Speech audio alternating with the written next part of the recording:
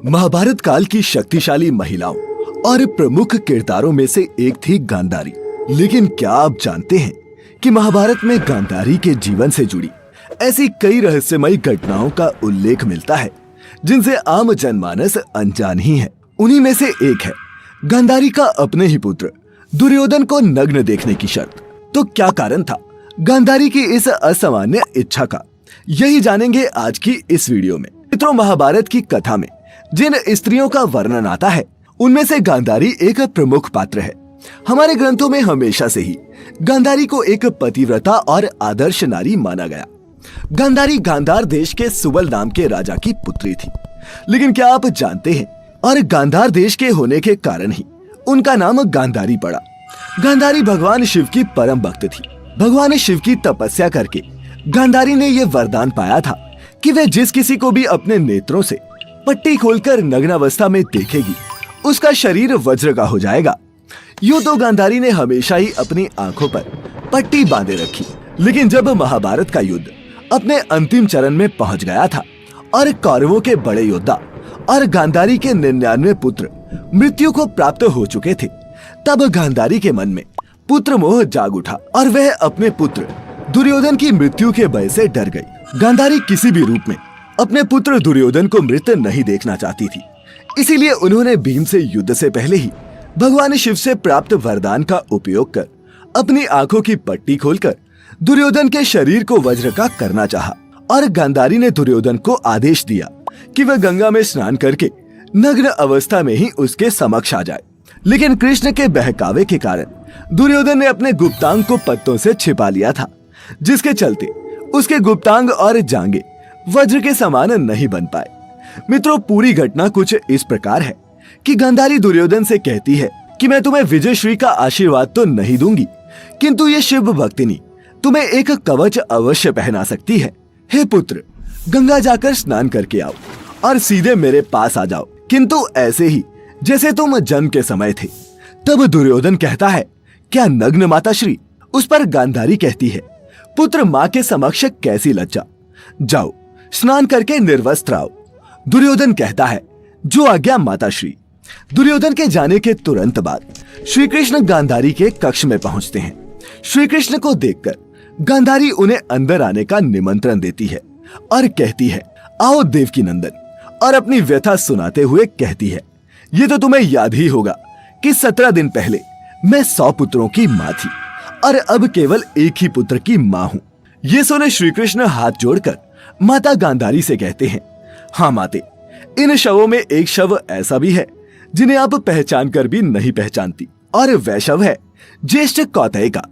तब गांधारी कहती है, क्या युधिष्ठिर का? तब श्री कृष्ण कहते हैं, नहीं माता, राधे था ज्येष्ठ कौतय। ये सुनकर गांधारी दंग रह जाती है। तब श्री कृष्ण कहते हैं, इसीलिए ये मत सोचिए कि आपके पुत्रों की ओर से मेरी बुआ का कोई पुत्र युद्ध में नहीं था। ये राज बताकर श्री कृष्ण शिविर से बाहर निकल जाने लगते हैं। तब रास्ते में उन्हें दुर्योधन नग्न अवस्था में अपनी माता के शिविर की तरफ जाता हुआ दिखाई देता है। श्री कृष्ण दुर्योधन को इस अवस्था में देखकर हंसने लगते हैं और हंसते हुए कहते हैं, हे युवराज, आप और इस अवस्था में तुम अपने वस्त्र कहाँ भूल गए? और ये क्या, तुम्हारा मुंह तो माता गांधारी के शिविर की ओर है। ये सुनकर दुर्योधन सकपका जाता है। तब श्री कृष्ण दुर्योधन से कहते हैं, क्या तुम अपनी माता के पास इस दशा में जा रहे हो? तब दुर्योधन जवाब देता है कि भगवान, माता श्री का यही आदेश था। श्री कृष्ण फिर कहते हैं, किंतु वो तुम्हारी माता है, उन्होंने अनेक बार तुम्हें गोद में लिया होगा, तुम तो पुत्र हो, सब ठीक है, लेकिन ये बचपन की बात है, तुम अब एक वयस्क हो चुके हो, और कोई वयस्क अपनी माता के सामने पूर्ण नग्न अवस्था में नहीं जाता। जहाँ तक मैं जानता हूँ, भारत वंश की ये परंपरा तो नहीं रही। फिर श्री कृष्ण हंसते हुए दुर्योधन पर कटाक्ष करते हैं, किंतु तुमने तो भारत वंश की परंपराओं का पालन करना कभी का छोड़ दिया। जाओ जाओ, माता को प्रतीक्षा नहीं करवानी चाहिए, जाओ। ये कहते हुए श्री कृष्ण हंसते हुए वहां से चले जाते हैं। श्री कृष्ण की ये बात सुनकर दुर्योधन सोच में पड़ जाता है और फिर अपने गुप्तांगों पर केले के पत्ते लपेटकर माता गांधारी के समक्ष उपस्थित हो जाता है और कहता है कि मैं स्नान करके आ गया माताश्री। तब गांधारी कहती है, मैं क्षण भर के लिए ही अपनी आंखों पर बंधी ये पट्टी खोलूंगी। मैंने तुम्हारे भाइयों को तो नहीं देखा, आज तुम्हें अवश्य देखूंगी। ऐसा कहकर गांधारी अपनी आंखों की पट्टी खोलकर दुर्योधन को देखती है तो उसकी आंखों से एक दिव्य प्रकाश निकलकर दुर्योधन के शरीर पर गिरता है। बाद में गांधारी क्या देखती है कि दुर्योधन ने अपने गुप्तांग छिपा रखे हैं। तब वह कहती है कि ये तुमने क्या किया पुत्र। तब दुर्योधन कहता है कि मैं आपके सामने नग्न कैसे आता।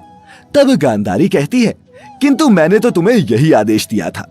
दुखी होकर वह पुनः अपनी आंखों पर पट्टी बांध लेती है और फिर कहती है तुम्हारे शरीर का वह भाग जिस पर मेरी दृष्टि पड़ी ही नहीं वो दुर्बल रह गया, शरीर का शेष भाग वज्र का हो गया।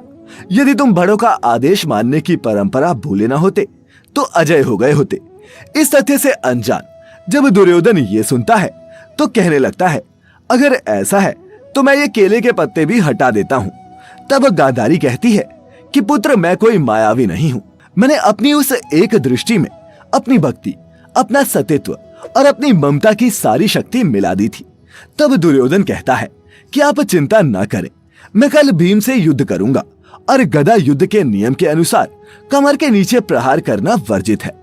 कल मैं उसको इतनी मार मारूंगा कि वह तड़प तड़प कर वीरगति को प्राप्त होगा, फिर चाहे इस युद्ध का अंत कुछ भी हो। लेकिन मित्रों, अंत में रणभूमि में दुर्योधन की सोच से बिल्कुल विपरीत हुआ और युद्ध के दौरान भीम द्वारा दुर्योधन की जांघ के भाग पर वार करने से ही दुर्योधन की मृत्यु हुई। अब भीम ने पूरे शरीर को छोड़कर दुर्योधन की जगह पर ही वार क्यों किया, इसके पीछे भी एक कारण है जो कि द्रौपदी से जुड़ा हुआ है। जब दुर्योधन ने भरी सभा में द्रौपदी का अपमान किया था तब भीम ने यह प्रण लिया था कि वह उसकी जांघ पर वार करके उसका वध करेगा। उसी के परिणाम स्वरूप भीम ने दुर्योधन का वध इस तरह किया और गांधारी अपने वरदान स्वरूप प्राप्त उस शक्ति का उपयोग करके भी अपने आखिरी पुत्र दुर्योधन के प्राणों की रक्षा नहीं कर सकी। मित्रों, उम्मीद करते हैं कि आपको गांधारी के अपने ही पुत्र दुर्योधन को नग्न देखने के पीछे का कारण स्पष्ट हो गया होगा। आपको हमारी आज की ये वीडियो कैसी लगी नीचे कमेंट करके अवश्य बताएं।